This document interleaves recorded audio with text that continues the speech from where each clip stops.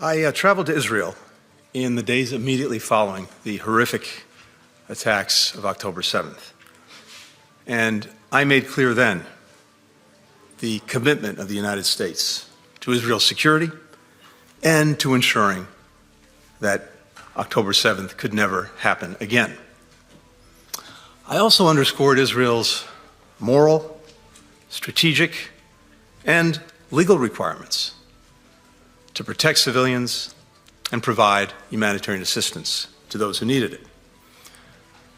Now, of course, what happened after October 7th could have ended immediately if Hamas had stopped hiding behind civilians, released the hostages, and put down its weapons.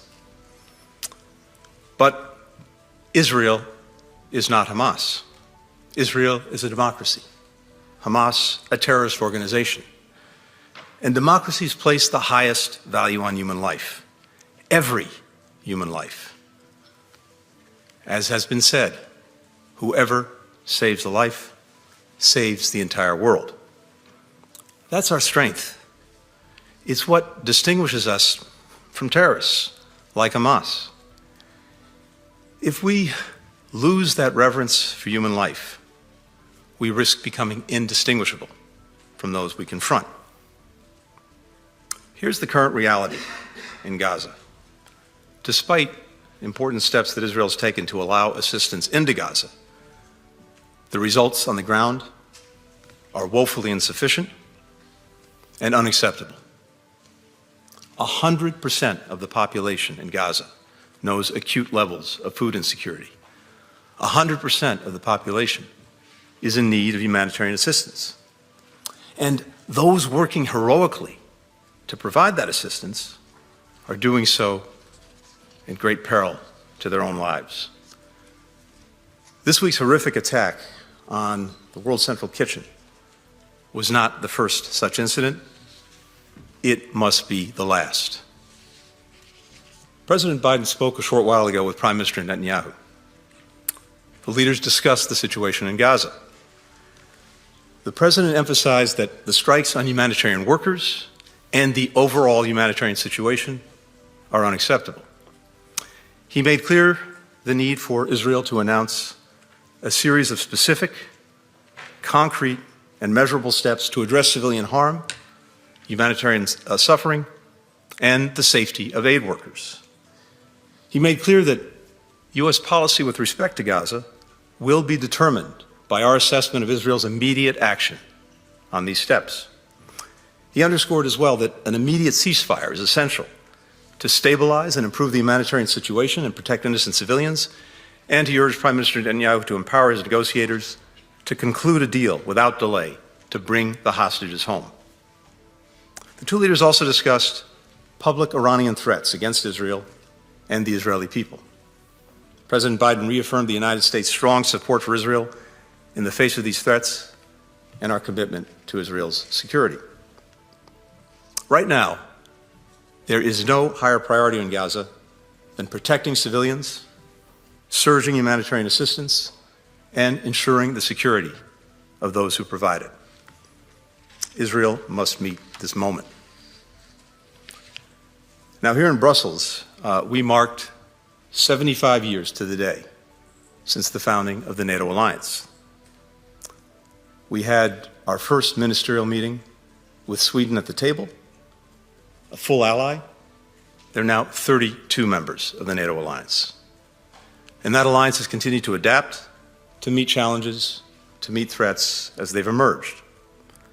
So while we focused on celebrating the fact that we've hit the 75-year mark, we're intensely focused on the future.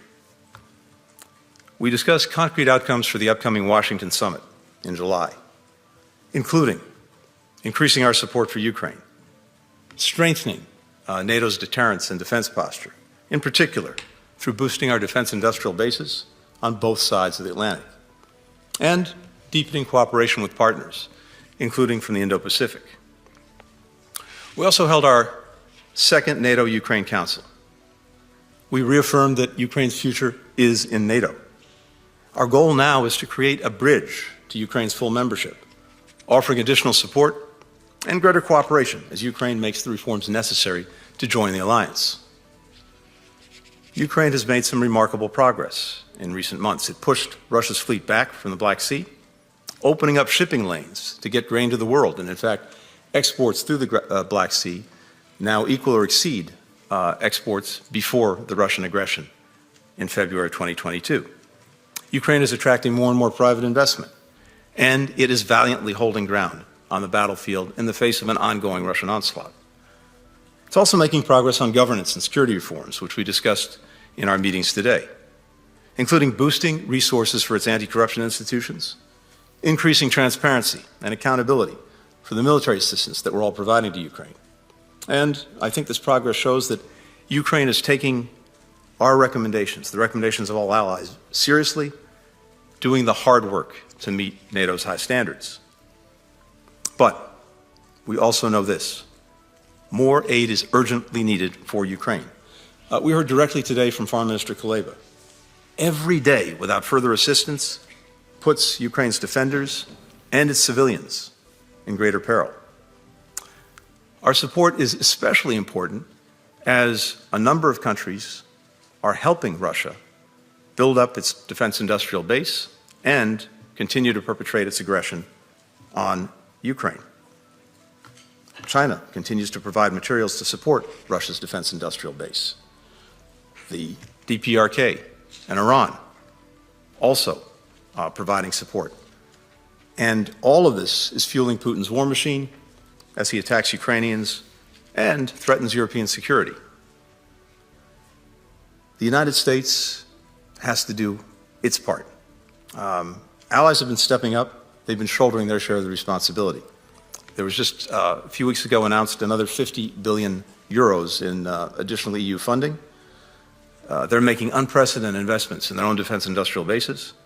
And we have now 2/3 of the allies who are meeting the Wales pledge of dedicating 2% of GDP to defense. So more than ever, we have genuine burden sharing among the allies. And in the 30 or so years that I've been engaged in these issues, this is probably the best example of burden sharing that I've seen. The United States has made tremendous contributions ourselves, but it is imperative that Congress pass the supplementary budget request that President Biden has made. I know that Speaker Johnson committed to bring the supplemental to a vote swiftly. The message from Brussels is clear. That vote cannot happen soon enough. I also heard this from ally after ally. Our commitment, our engagement is indispensable for this alliance. I also heard the profound impact it would have on global security if the United States were in any way to back away from its commitments. I agree with that.